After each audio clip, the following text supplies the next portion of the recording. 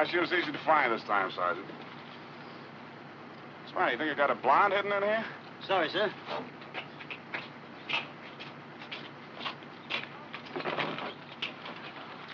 There are no blondes in here either, Sarge. Oh, no, sir. Right!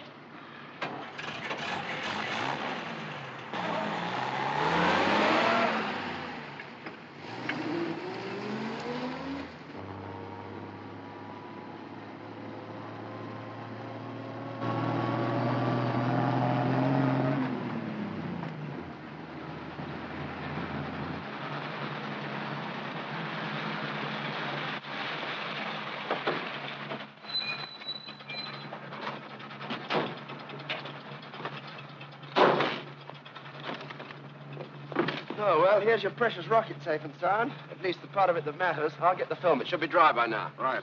Set to go, Doc? Yep. Just bringing out the last will and testament of poor little Minnie here to science. You know, I can't be sure until I perform an autopsy, but I'm certain the intense heat up there killed her. The thermometer registered 400 degrees at one point. But then Minnie always was a delicate creature. You know, it's the same with any sensitive female. Too much or too little of any one thing isn't good. You diagnosing mice or people, Phil? Mice, of course, Steve. You know, mice are smart. You learn a lot about people from mice. Too bad some of it didn't rub off on you. Steve? Thanks.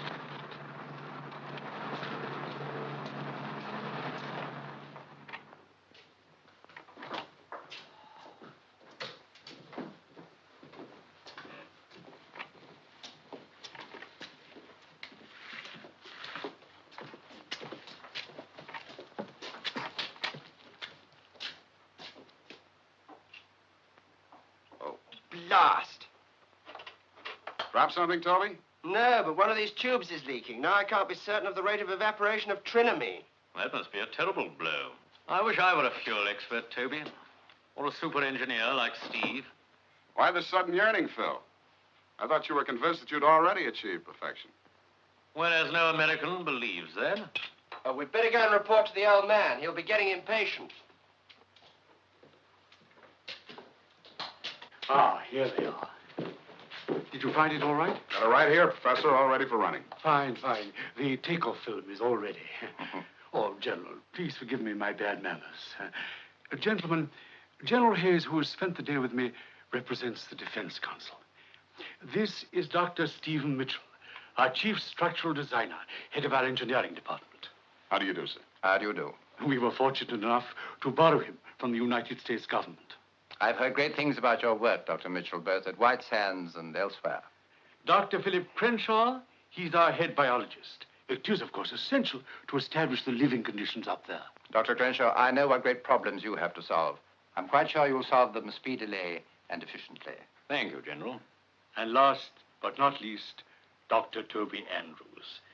He's our fuel expert. Oh, you're the chap who's burning up all those gallons and gallons of hydrogen hyperoxide. And I'll have to burn a lot more, sir. Because of me, there might even be a shortage of blondes in the world. Excuse me, Professor. They are ready in the projection room. Thank you. General, this is Dr. Frank, who's in charge of our mathematical work.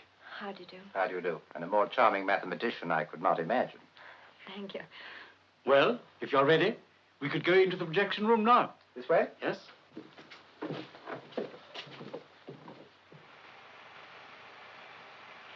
These are just general shots of the preparations prior to the takeoff, which you will see in a moment.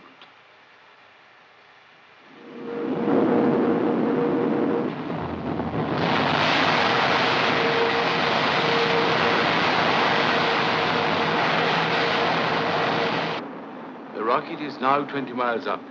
In a moment, we shall lose it. But the automatic cameras take over, and we will show you how the rocket sees the Earth, the reverse side of the experiment, and how the passengers reacted to those conditions. The rocket reaches a height of over 200 miles before it starts returning to the Earth. Its trajectory has been carefully computed so that the instrument carrying knows its descent slowed by a series of automatic parachutes is aimed to reach Earth within a 30-mile radius of Deanfield. Yes, all this is most impressive. You say that rocket was Mark 7? Yes, General. The 7th modification of its type, and the most perfect. But, of course, it represents only our first stage. We're now ready to go into AS-1. AS-1? Yes, sir. We believe that we can send a rocket into an elliptical orbit to become the first artificial satellite of our globe that circles the Earth for an eternity. Our blueprints are all finished. All we need now is your authorization to go ahead.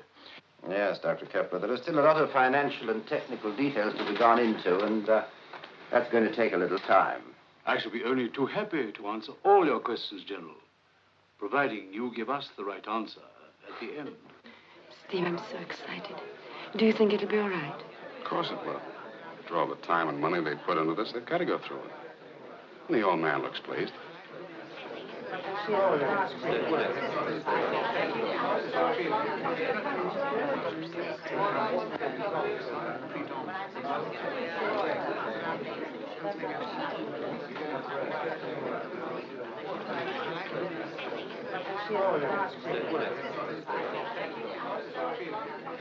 Thanks, Philip. I needed that. I'm jittery, just as though I had a share in all your important plans and schemes. Well, haven't you? At least to provide inspiration for Steve. And some others. Will you excuse me, gentlemen? Ladies and gentlemen, a toast to Deanfield. Deanfield. You all know what we've accomplished up to date. We have more than doubled the height reached by the Germans in 1944. And we have surpassed the distance achieved by the two-stage rocket launched from the sands of New Mexico in 1949. You have all worked with ceaseless energy to achieve this. There are many nationalities among us, but only one team. I wish I could tell you that some of your sacrifices are over, but I'm afraid I can't. But I am happy to announce that after full consultation with the Defense Council and his inspection of our work, General Hayes has authorized us to proceed at once with our AS-1. I thank you all for your loyalty and enthusiasm. Thank you, Steve. Toby? I'm sure you're thrilled by the news. Well, we all are, Mrs. Mitchell. But it's really Steve I'm happiest for. Oh, yes, he's deliriously happy. So am I. I would be if you'd get me a drink. I shall personally supervise the preparation of this formula. My dear, you must be proud of your husband. This is a great day for all of us. You do believe in the team spirit, don't you, Mrs. Daniels? Absolutely. You know, some women might chafe under all these restrictions and tedious passes and regulations, but I love them. I feel as if we were in a besieged fortress. One of those places on the northwest frontier. The tribesmen howling outside and the rescue column 3 weeks overdue. Oh, yes, I've seen it dozens of times on the pictures. Have you really? I keep on telling the Colonel, Alfred, I say to him, I'm not one bit bored. I love every minute of it. Don't you? No, thank you. I loathe every minute of it. And with every minute, I loathe it more. I'm afraid that's altogether too technical for me, Dr. Kepler. Oh, I'm sorry, General. I had an idea. Me? How sweet of you, Philip. I sent Toby off, but he got caught in an exhaust blast or something. He's a scintillating boy, Toby. I'm sure he must have been weaned on liquid hydrogen. He bores me. Now, that's not a nice way to talk. He thinks the world of Steve. Would follow him to the ends of space. They deserve each other. Any minute now, I'm going to get a splitting headache and I'm going home. I hope your headache will be pretty bad, too. Yes. I already feel it coming on. I would say that 9 months will be ample, providing we have the necessary priorities. Have I interrupted the masterminds? Do forgive me and do go on. I just wanted to tell my husband that I've got a headache and I'm going home. If it doesn't upset the security rules. No, I wouldn't dream of breaking up the party. I insist, Steve, you must stay.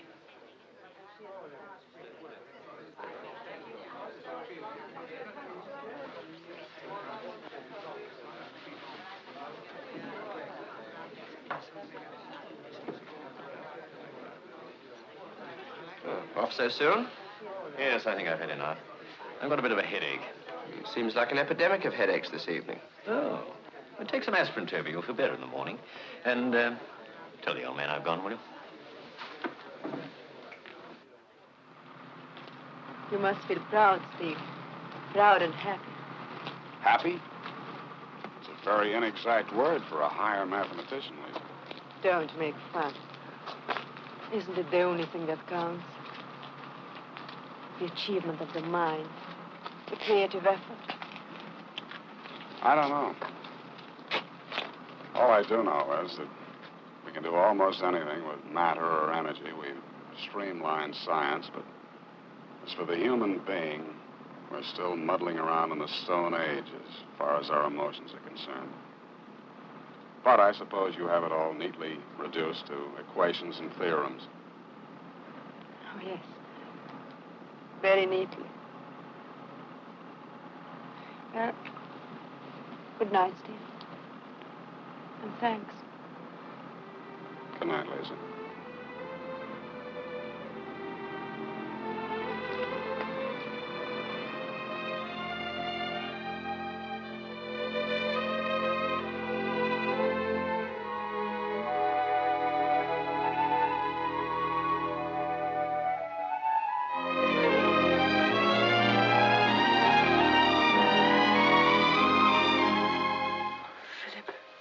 Philip, I want you. I want you so much. You've got to take me away from this concentration camp. Soon, darling, soon. How soon? It won't be long, I promise you. You better go now. There's no hurry, Steve. Won't... Please, darling. We've taken quite enough chances as it is. All right. But kiss me first.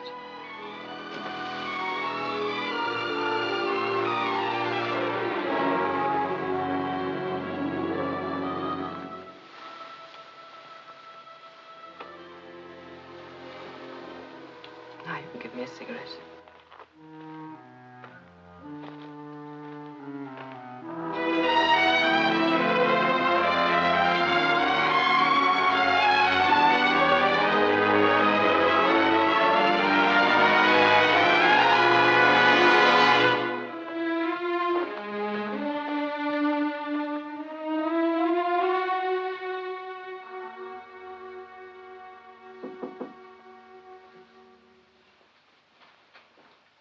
May I come in?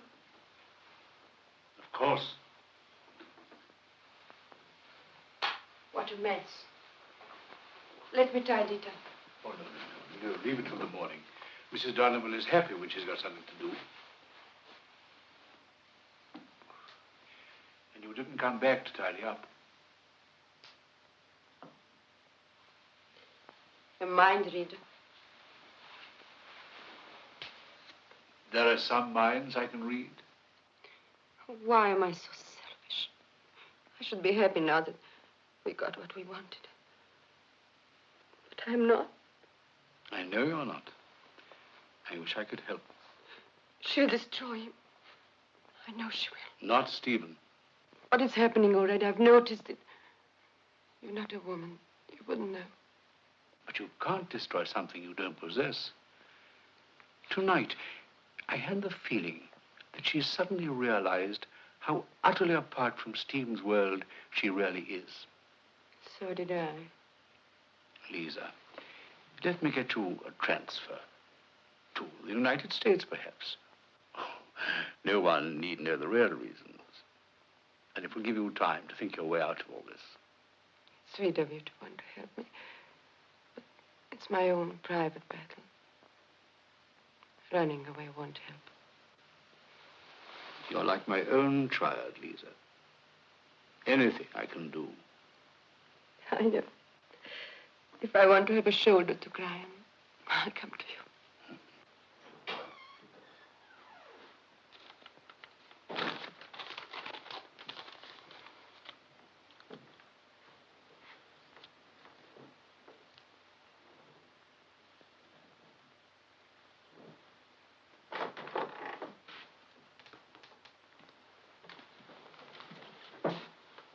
You took your time, I must say.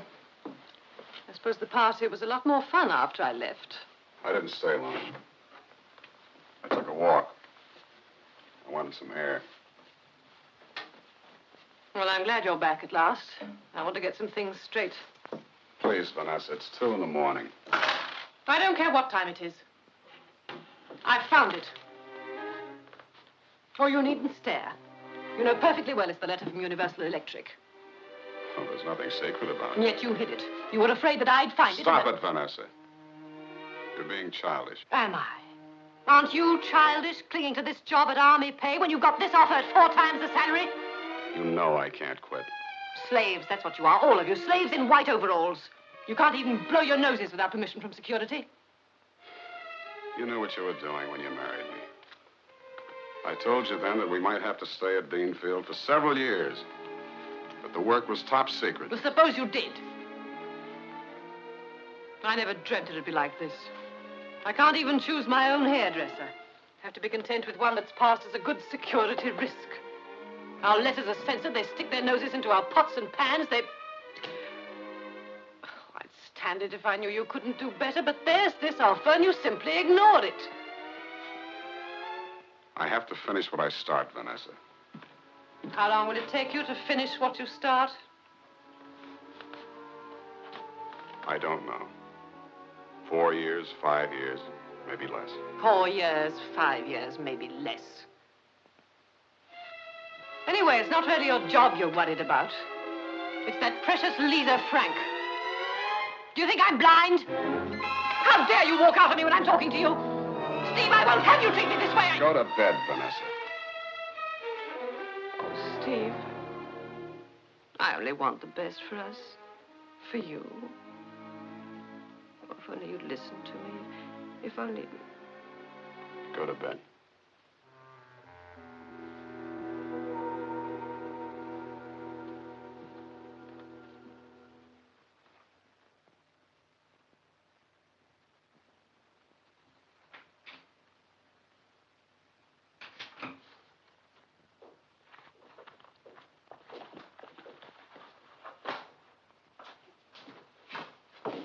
Oh. I thought you, Oh, hello, Toby. Party all over? some time ago. Oh, I just dropped by to look in on Luella. She's expecting you now. How's the expectant father bearing up under the strain? He hasn't got a thing to worry about, old boy. Luella's doing fine. You better start picking out names. Won't be long now. As a matter of fact, I left the key of my bungalow in my overalls. Came to pick it up. What brings you here, Toby? Oh, I was on my way home when I suddenly had a crazy brainwave that by making certain changes in the ratio of the new fuel propellant I'm working on, I could double its power without increasing its quantity. I knew I shouldn't get a wink of sleep unless I stopped by to check it with Junior here.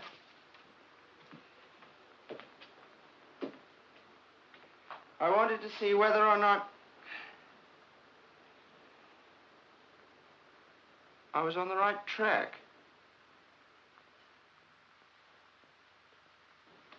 Well,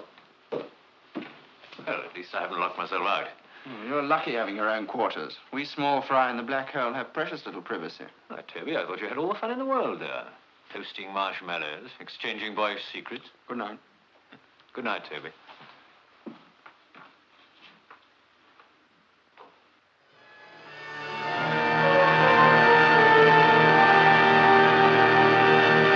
We'll trace the path of the rocket on the astro screen here.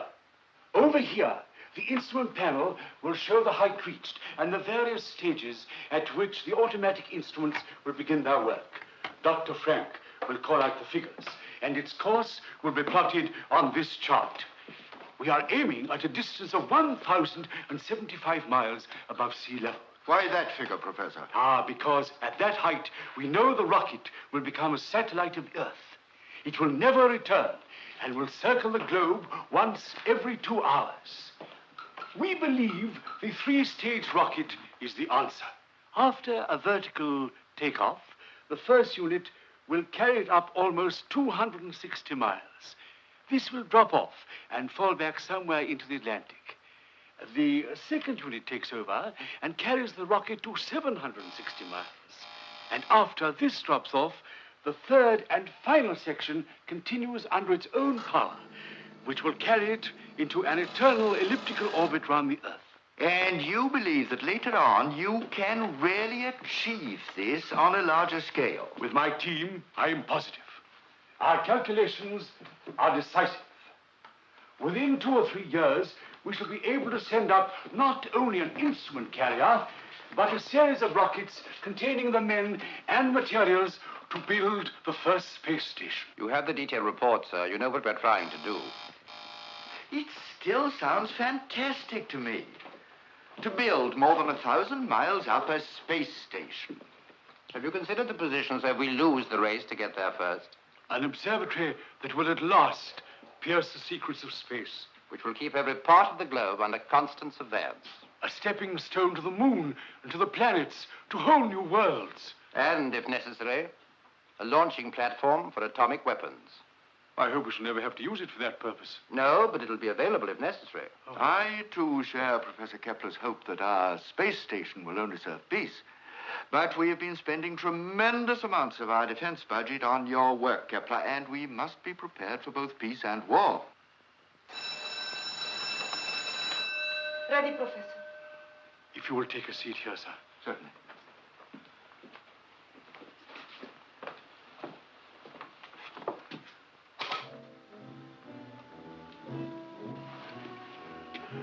All ready here, Steve. Mitchell fires the rocket from our forward control booth, our nearest point to the launching site.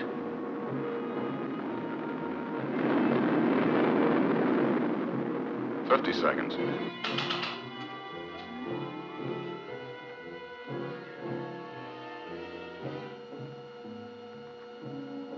Seconds.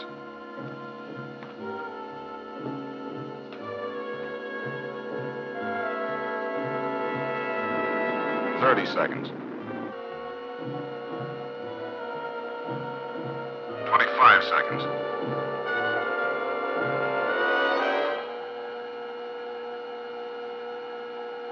18 seconds. 17, 16, 15, 14, 13, 12, 11, 10, 9, 8, 7, 6, 5, 4, 3, 2, 1.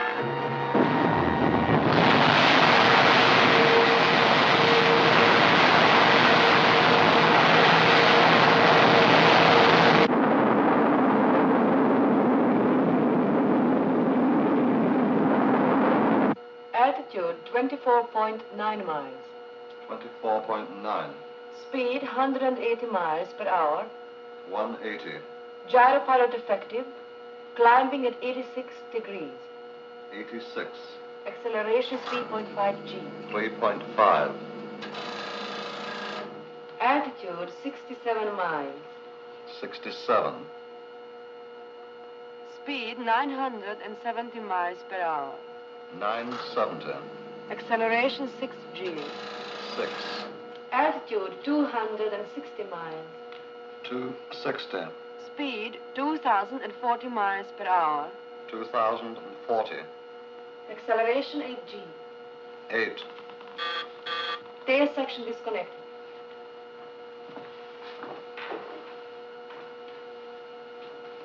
What's your reading, Stephen?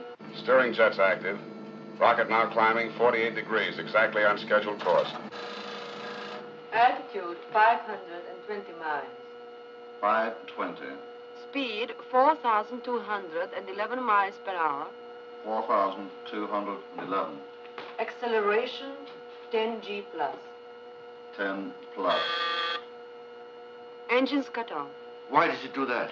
We don't want to send it too far. Within a few moments, the center section will disconnect, and the rocket motors in the nose section will be automatically turned on for about 15 seconds. This will increase the speed that has been reduced by the gravitational pull of the Earth. After that, no more power is necessary. Center section disconnected. Altitude 760. 760. Speed 5,000 miles per hour. 5,000. Maximum acceleration. Maximum. Altitude 760. 760. 760. 720. 700. 680. What is it, Kepler? What's happened? I can't understand. The 15-second boost. It didn't seem to work. Stephen, come to the control room immediately. Speed constant. Altitude 650. 643. 640. 633. 633. 633. What's the answer? What does it mean? How does one reply to the unpredictable? I can't believe it was our calculations, nor our instruments. Yeah, well, what's going to happen with that rocket up there? It'll stay up there at a height of 633 miles for years. Eventually, of course, it'll fall back to Earth. Does that mean total failure? Only a temporary one, sir. As long as the rocket stays up there, our automatic instruments will send out signals giving us valuable data. This is very disappointing. Let me have a full report as soon as possible. Yes.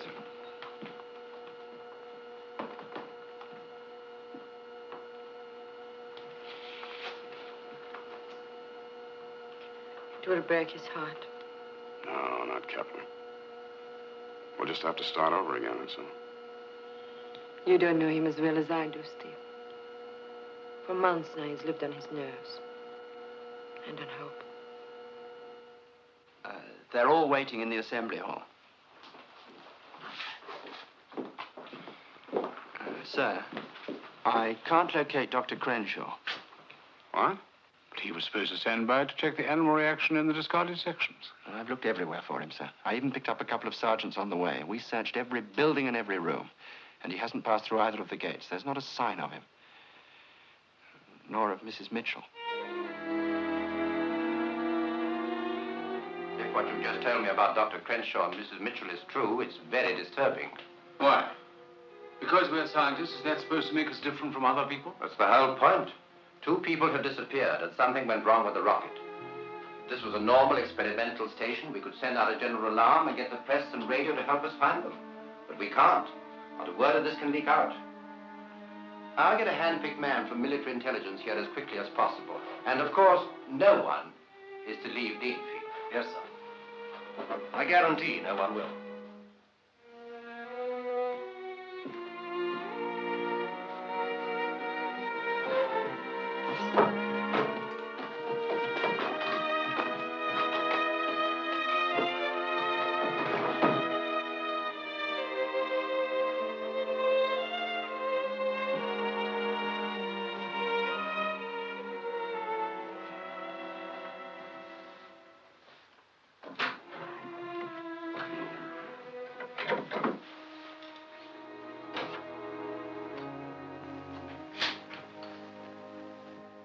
Who is it?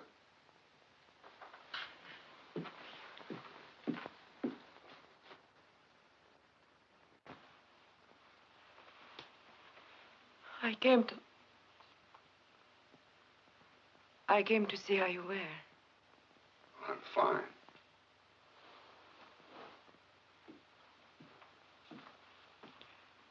You mean you don't want sympathy? Well, perhaps I don't need it. May I sit down? Oh, please, forgive me.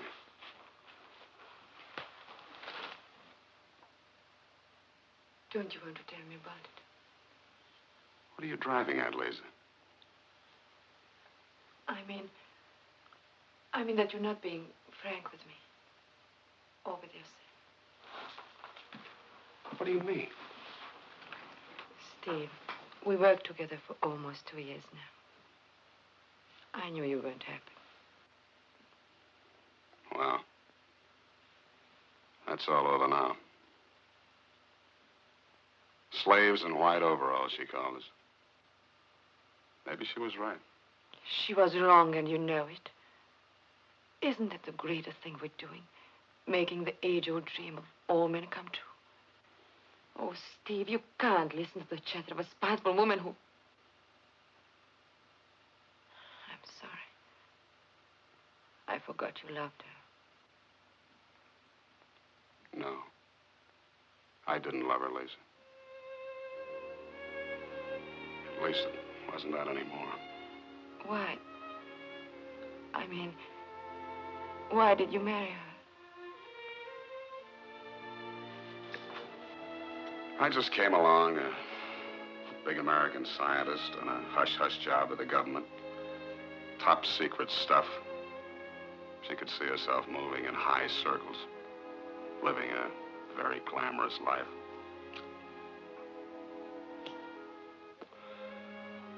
It's an old story, Lisa. A guy with a one-track mind, nothing but rockets in his head, meets a beautiful woman with something entirely different in hers. Steve. I guess it's all very funny if you can hang on to your sense of humor. Steve. You'll work things out. You'll find a way.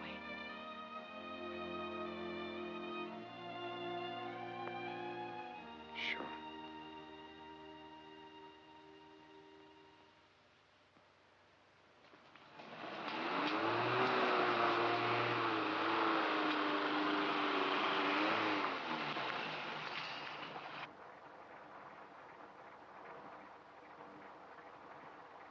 Take this gentleman to Dr. Kepler. Right.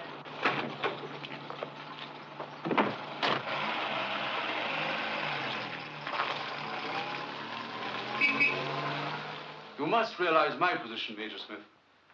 Dr. Smith, if you please. Doctor? Yes, I happen to be a doctor of science, Professor. Biologist. The last 5 years, I've been seconded to intelligence, but biology is still my first love. I see. But you understand that anything to upset the work of our community here would be disastrous. Yes, of course. Will you? Who do you think? It's a bad habit, I know. I find it stimulating, even if it is old-fashioned. Yes, I understand. Officially, I'm here as a replacement for Dr. Crenshaw. I've allotted you Dr. Crenshaw's bungalow. Oh, have you? Good idea. I'm a great believer in atmosphere. Hunches may not be scientific, but sometimes they pay off. Just going down to the village. Very sorry, sir. Against regulations. I've got a pass. Sorry, sir. This is only valid for getting in, not for getting out. Giving me a black mark, Sergeant? No, sir. Just making a note that you tried to get out, and when. I see. Is this the only gate? No, there's one at the other side of the compound for lorries and vans, but it's guarded the same as this, sir. Quite a little fortress, aren't we? And unlikely that anyone could get past you two. Not if he's flesh and blood. Well, it gives one a real feeling of security, knowing there are chaps like you around. Thank you, sir. Good afternoon. Good afternoon, sir.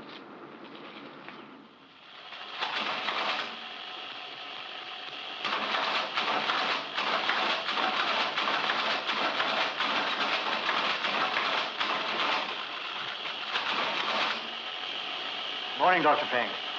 Can you spare me a moment? Oh, dear. What is it this time? Oh, big one. Tell me, what's the fuel consumption of the instrument carrier? Well, it's a three-stage rocket, as you know. It was built to exact scale. 1/10 of the four-stage rocket we plan to build. Yes.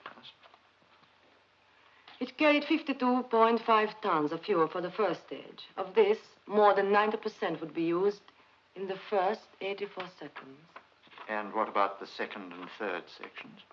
The second would only use 7.7 tons, and the third 9 tons. I see.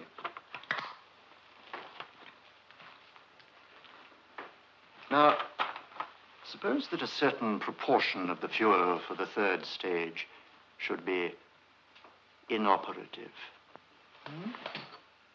What do you mean?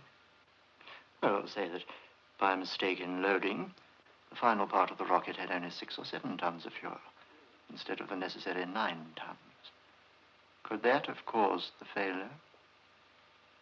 It might. But that's impossible. The loading was supervised by Dr. Mitchell himself. Every tank was checked by him. Yes. Yes, that's what I meant. Just what did you mean? I thought you came here to help us and... You mean that I haven't asked you any questions about Crenshaw and Mrs. Mitchell? Don't worry, Dr. Frank. Maybe I'm getting nowhere. Or maybe I'm getting somewhere by my own devious route. I'm a great believer in patience.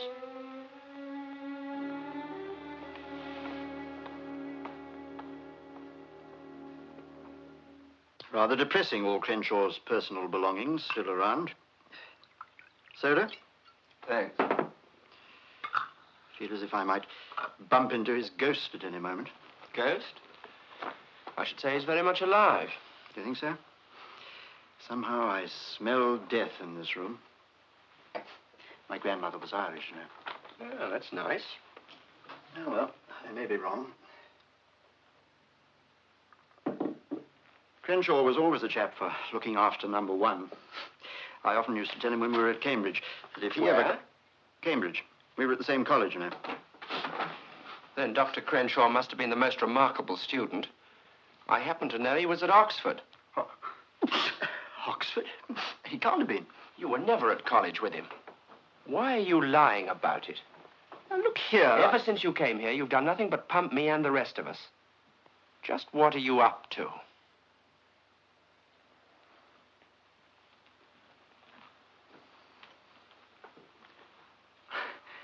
I laid that trap for you deliberately, because I wanted your reaction.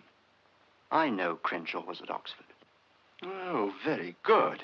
That's an easy way out.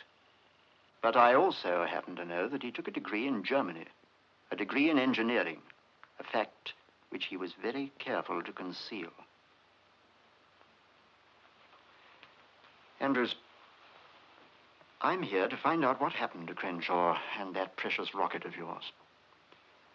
And I want help. I don't understand. It's all so confusing. Yes, it always is. Life isn't laid out in neat patterns. But every now and then, you come across pieces that fit together. It's your duty to try and help me find those pieces. If there's anything you know.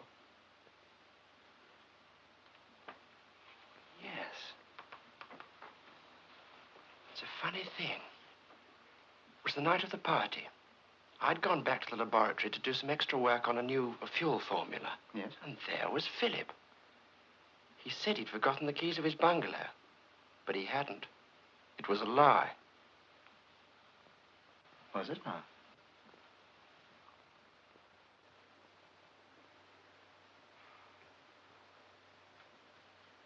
You asked me to come here, Smith. You got something on your mind. Let's have it. Hmm? Oh, yes. Yes. Dr. Mitchell, you were the last person to enter the rocket before the takeoff, weren't you? I believe so. Can't you be a little more exact? After all, you are a scientist. Well, 3 hours before the takeoff, around 9 o'clock, I made my final checkup of the radar installations and the fuel tanks. Alone? Yes, quite alone. The mechanics were busy with the platform and the exhaust pit. You secured the airlock, and the rocket was then ready for the takeoff. Hmm? That's right.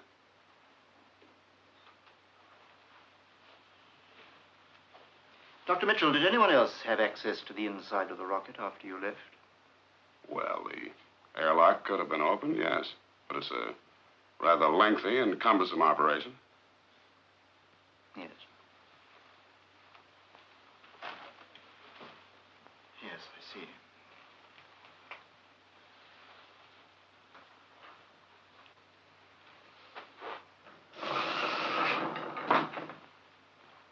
This is a complete diagram of the rocket, isn't it? Yes. And these are the fuel tanks? That's right. Good. Now, we've established that the loss of 2 or possibly 3 tons of fuel from the nose section would prevent the rocket from reaching its planned height, correct? But there was no such loss. I told you that I checked the fuel tanks myself. There was absolutely no possibility for any leakage. No accidental possibility. Smith, you've got a little man running around loose inside your brain, just dying to get out and say something. Why don't you let him say it? Thank you, Dr. Mitchell. Please believe me, that little man is only doing his duty. Well, let's hear him. He's suggesting that you open the valves and let 2 or 3 tons of fuel escape through the pump line. The original container is still in the exhaust pit. And you had actually more fuel on the launching site than was necessary for the complete supply. And does your little man say why I went to all this trouble? Well, he's got a theory. A very nasty theory. Murder.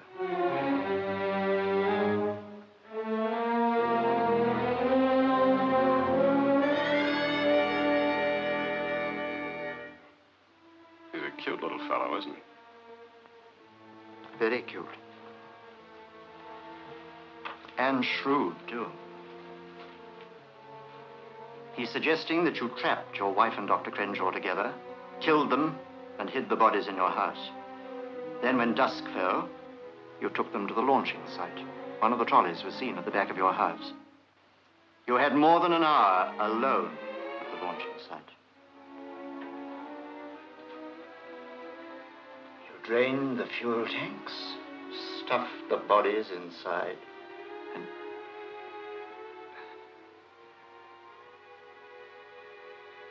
now they're up there in space, circling the Earth. They'll stay there for decades, if the calculations are correct. Your calculations, Mitchell. The perfect murder, with no inconvenient bodies lying about.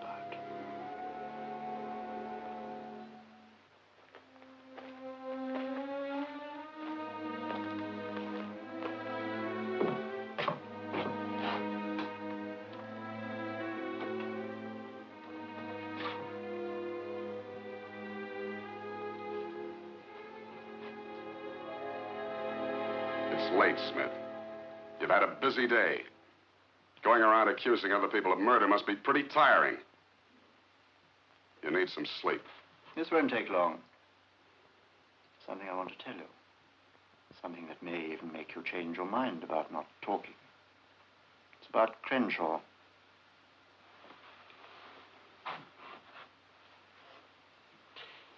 Did you ever know that in addition to his qualifications as a biologist, he also had a degree in engineering? So? He's a traitor, Mitchell. A traitor and a spy. He was paid to steal your secrets. Why did you wait until now to tell me this? I hoped you might tell me first. And I thought your wife might have been his confederate. If they're both alive, I'll find them. But if they're dead, and you killed them, you must tell me. We've got to know what happened to Crenshaw. You're from military intelligence. You find him.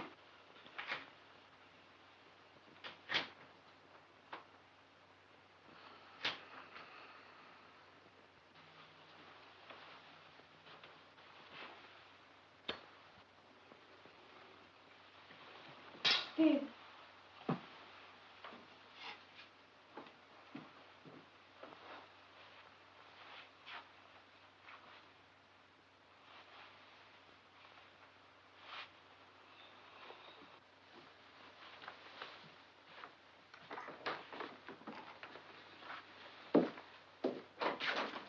Steve. Come in.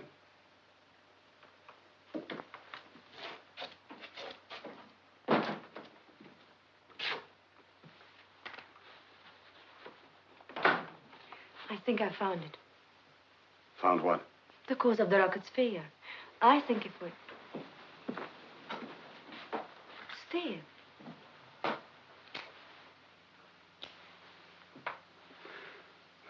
Lisa. Haven't you heard about me? I haven't heard anything. You haven't heard that I'm a murderer? No. Smith has developed a very pretty theory that I killed Vanessa and Philip. That I drained some fuel out of the rocket, then pushed their bodies into it. And now they're up there circling the Earth. But why? Oh, they've got a lot of circumstantial evidence. If I were in their places, I suppose I might even believe it myself. But they can't believe that. Look, Lisa. Kepler knows me as well as anybody. He's not even sure I didn't do it. He must have been just browbeaten by that awful man Smith. However he's done it, he's done it. But what's going to happen? What are they going to do? Well, apparently I'm too important to the whole project to be dispensed with immediately. When they've completely picked my brains, I suppose I'll be tried for murder. They can't do that. They can't. Oh, yes, they can. It's like sentencing a man to hang in 5 years' time, isn't it? Death deferred.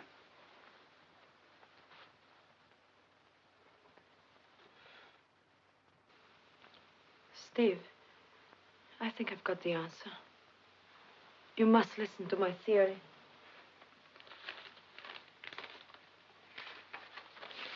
Now, look. You remember that we were worried about the fuel supply for the 50-second boost? Yes, but we solved that with the superplastic that replaced the aluminum alloy. Yes, but we forgot one thing. The evaporation quotient of hydrogen. Yes, but the tests showed that the... No, the tests were made under simulated space conditions. But suppose, just suppose that we underestimated friction at that speed and that altitude. Now, suppose the fuel pump didn't break, but was choked. The supply of the propellant would be sufficient to cause the rocket's failure. You see, it's a distinct possibility. And if you... Lisa.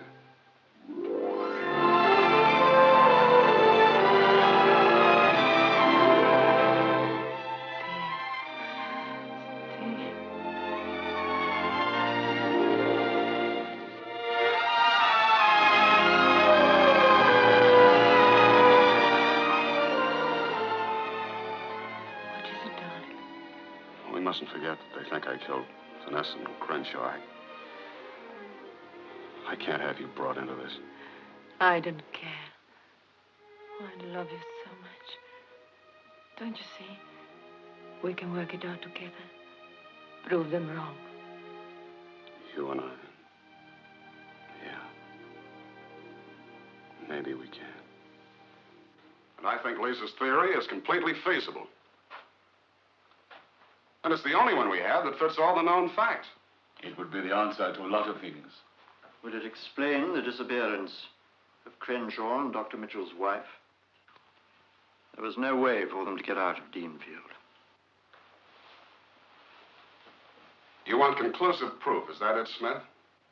Well, I've thought of a way to silence even your inquiring little mind. A simple way. Bring back the first rocket with a second rocket.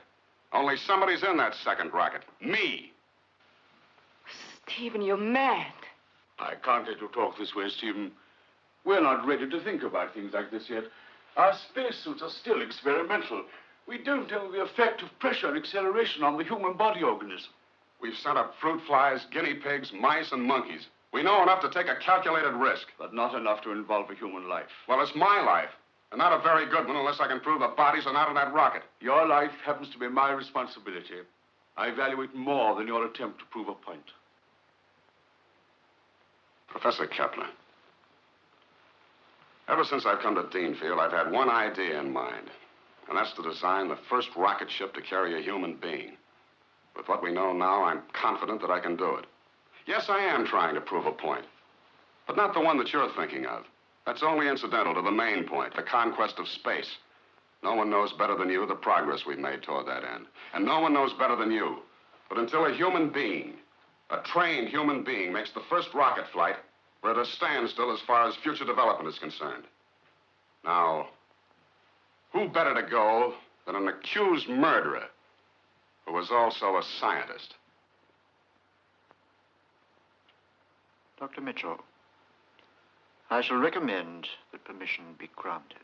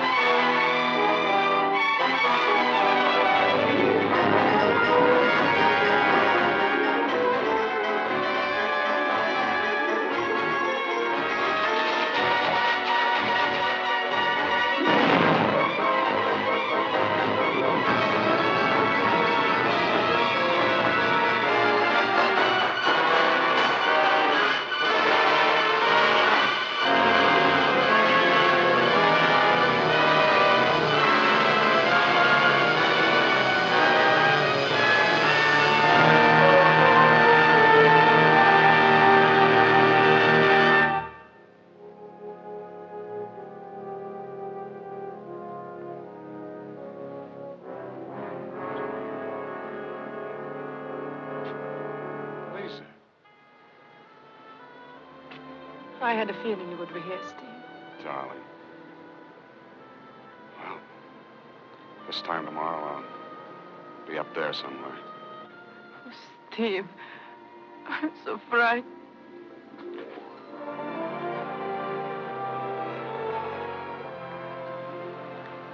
You know I'll come back. You must know it. I don't know anything, except that I love you. And I love you. First, darling, I was frightened, too, thinking about it. It has to be done. For your sake and mine. And if anything should happen. It won't. But I don't want to talk or think about death.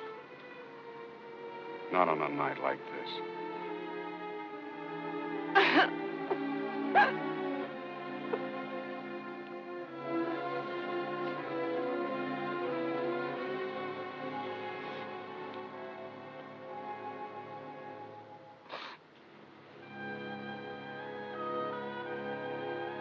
Little more than 24 hours to go.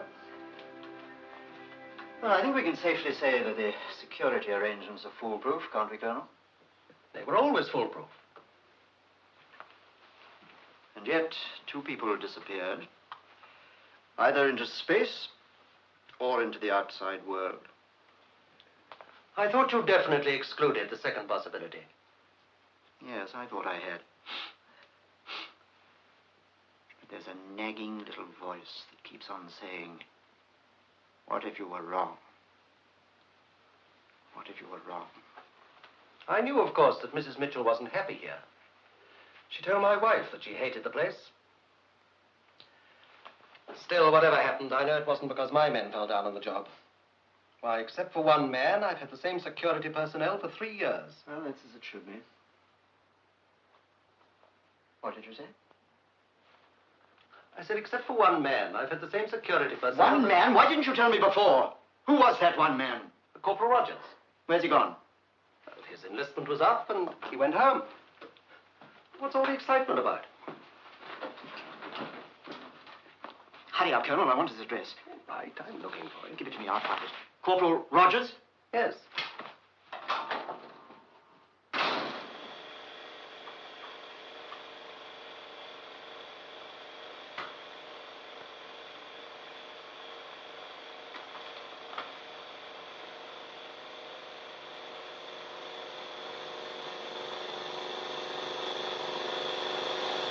Toby.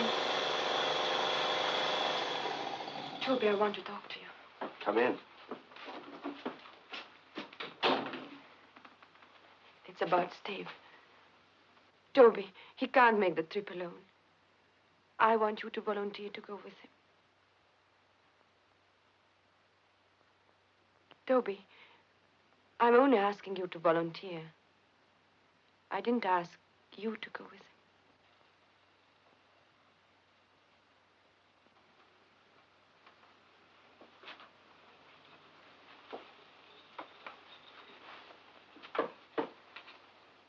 Toby, please. Lisa, you can't ask me to do this. No matter how much you love Steve, you mustn't go with him. But I've got to, Toby. I've got to.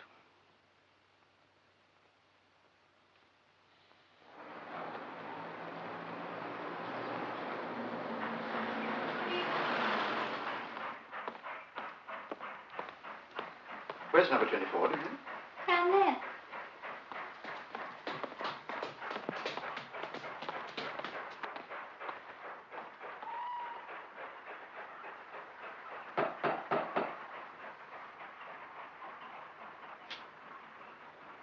I'd like to speak to Mr. Rogers, please. Well, I'm afraid that's impossible, sir. See, my husband was killed a week ago. Killed? In an accident. He was in a car with a friend. They skidded. Dave was thrown from the car.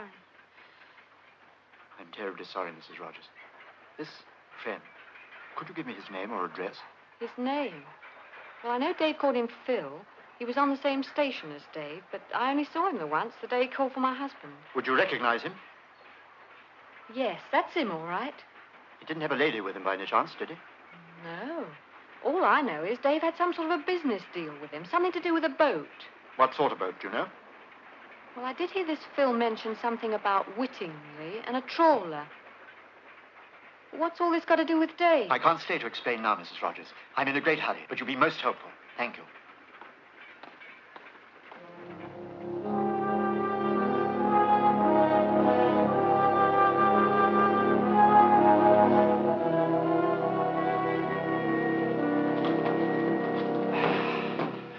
Cozy little place. Latest thing in space wagons.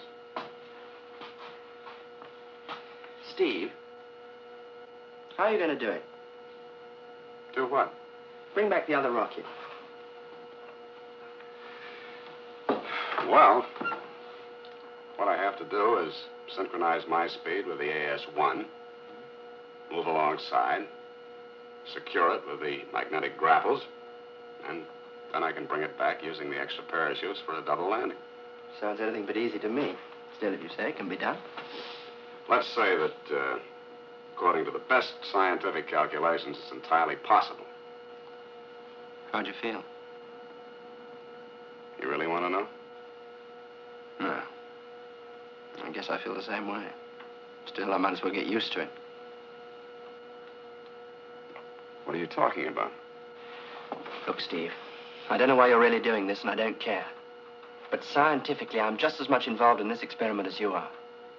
After all, two of us would stand a better chance of staying alive and coming back that way. You're crazy. Oh, fine, then it's all settled.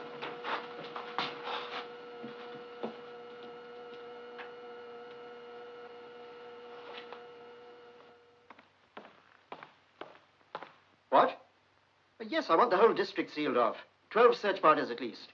Now, this is top priority. Where? Seaview Cottage. Are you sure? No, I'll go myself. Send a couple of squad cars to follow me. Oh, we seem to have located them. Some cottage on the cliffs about half an hour outside Whittingley. Will you lead the way? I will.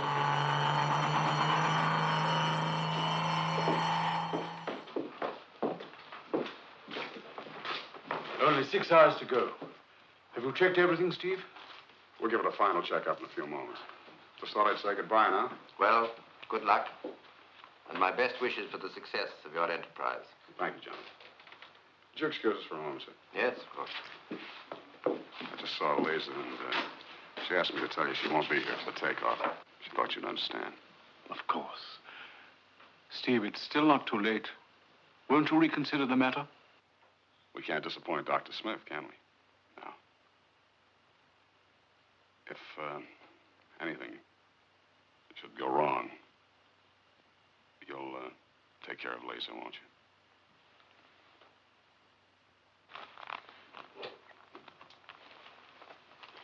Oh, I can manage the rest, boys, with Dr. Frank's help.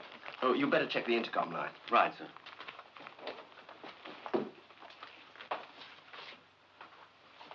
I've changed my mind, Lisa. I'm going with him. Toby, you can't. We made a bargain. I made a mistake. Now you're making a bigger mistake, Toby. Whether Steve succeeds or not, there'll always be another day for someone else to follow him. But right now is what matters to me. Can't you understand? I belong with Steve. And it's my life. And I would rather die with him than live without him. Toby, please. There isn't much time.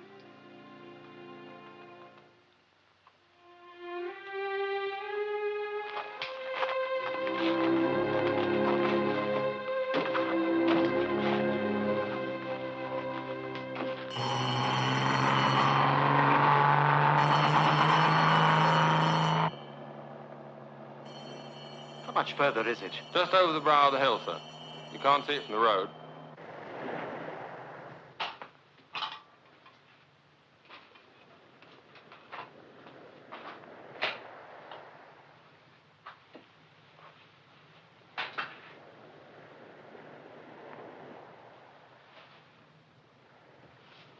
Come on, Nessa. It's time. You better get down to the boat. I've told you before, Philip. I'm not going with you. But you can't pull out now. Oh, yes, I can. You told me we were going to America. West, not east. Ever since we've left Deanfield, we've been dodging and hiding and running away. From what? Do you think I'm an idiot, Philip? And now you have to go and bring me to a hole like this. Now listen, Nessa. You're in this whether you like it or not. There's no time for stupid argument. Now for the last time. No. Very well. Have it your own way. You're a stupid girl, Nessa. Where I'm going, I know exactly where you're going and what's going to happen there. Deanfield was a prison and you got me out of that. I'd be mad to change it for another prison, even if it has got 200 million people in it.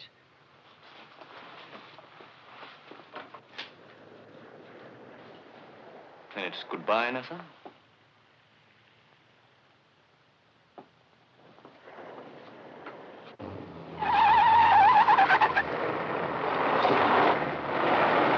Over there!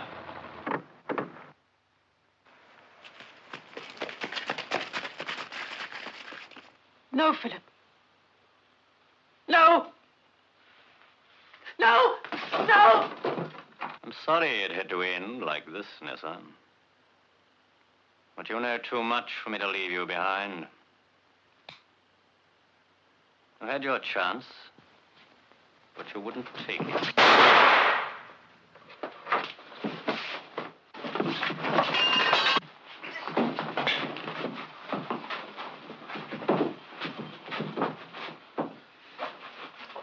can only hang a man once, Crenshaw. In your case, it's a great pity. Operator. Operator, I want Deanfield 8266. This is official. What do you mean they're disconnected? I must get... No, I have not got an authorization from London, but will...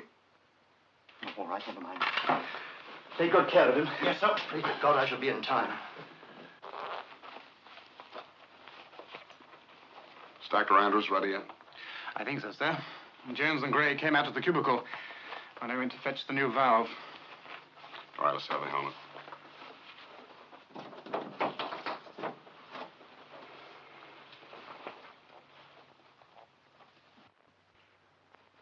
Toby, don't leave here until the takeoff motors are switched on. After that, it'll be too late anyhow.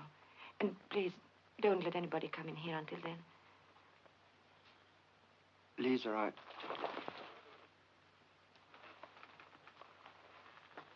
Thank you, Toby.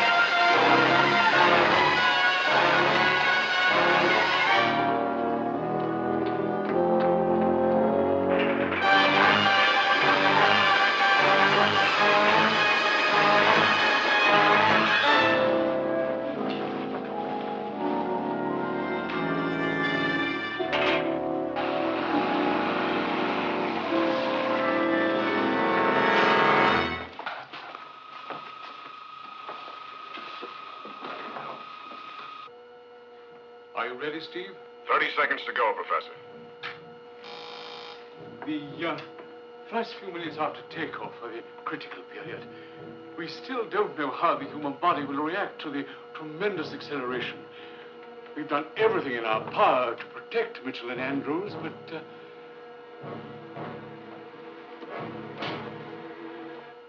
Activate takeoff boost.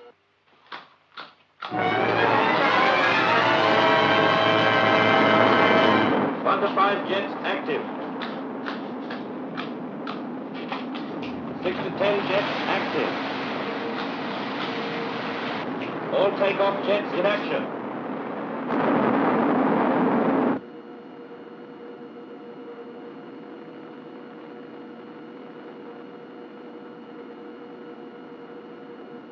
Seconds to go. Toby, what's happened? 5, 4, 3, 2, 1.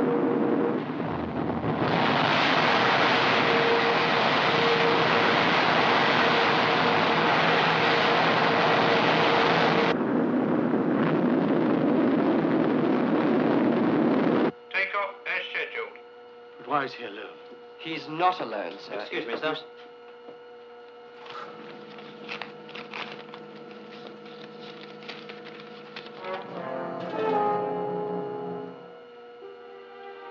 I couldn't help it, Professor. Stop. We must bring the rocket back. Lisa, she is taking Toby's place. She's up there. Gyroclimate effective. Climbing at 87 degrees. Speed 184. Altitude 25 miles. Hello, Deanfield. Hello, Deanfield. This is Mitchell calling. This is Mitchell calling. Come in, Deanfield. Come in, Deanfield. Hello, Mitchell. Hello, Mitchell. This is Deanfield. This is Deanfield. Takeoff entirely successful. No trouble with fuel supply or pressure chamber. Toby blacked out, but coming to now. We are both strapped in and must stay this way until first section disconnects. Nothing we can do now. Not until the third section's on its own.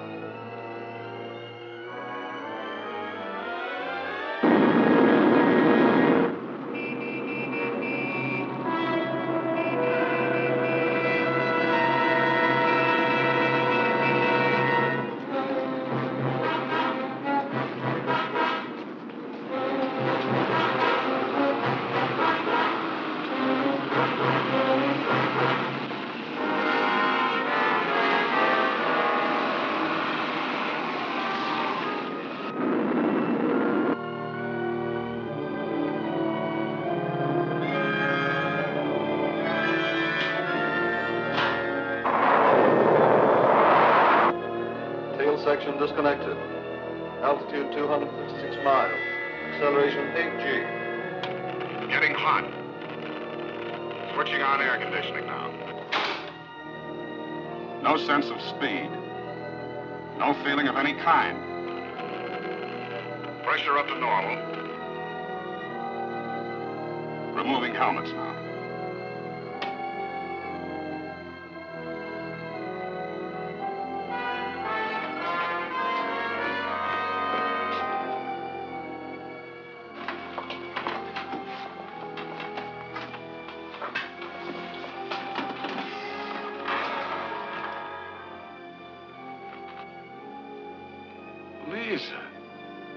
Altitude 530 miles. Speed 4,200 miles per hour.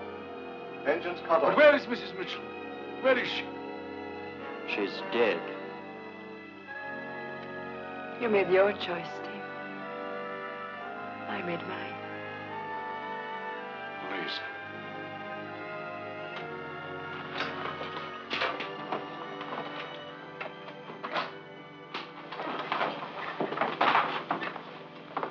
How did you find them?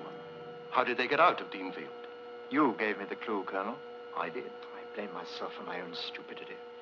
Crenshaw had something very valuable to sell, and he wanted to find the right customer.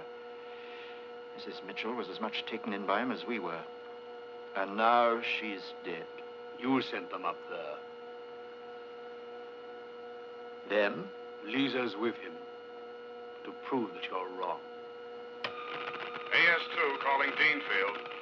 AS-2 calling Deanfield and standing by. Come in, Deanfield. Come in, Deanfield. Steve, listen. I know about Lisa. You must return. We'll pinpoint you with radar and pick you up wherever you land. You must return. Smith has found them. I promise you everything will be all right.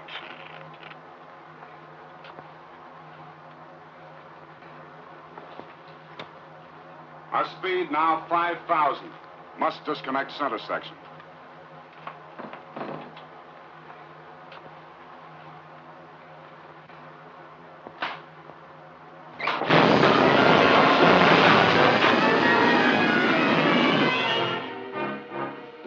It's out of control right after the middle section disconnected. Hello. AS2. AS2. Hello, Stephen, can you hear me? Deanfield calling AS2. Deanfield calling AS2. Can you hear me? Steve, answer me. Lisa, what's happened? Deanfield calling AS2. Deanfield calling AS2. Can you hear me? Steve, what's happened? Shock of the disconnection. It was too much.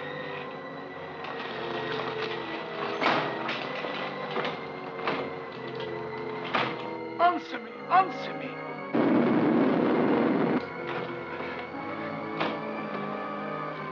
We're out of control. I'll have to try the emergency.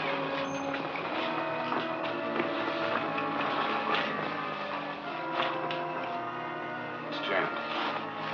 Steve, your arm. No. You must try to contact Deanfield immediately.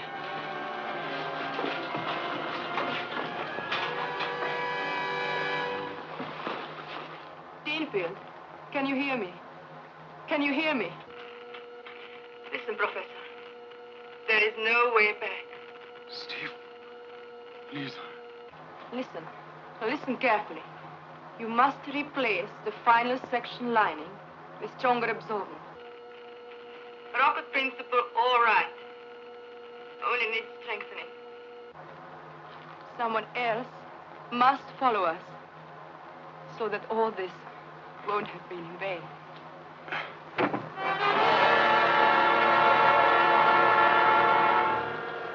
Lisa, it's free. We're turning back. Did you hear that, Professor? It's all right. We're turning back. We're turning back.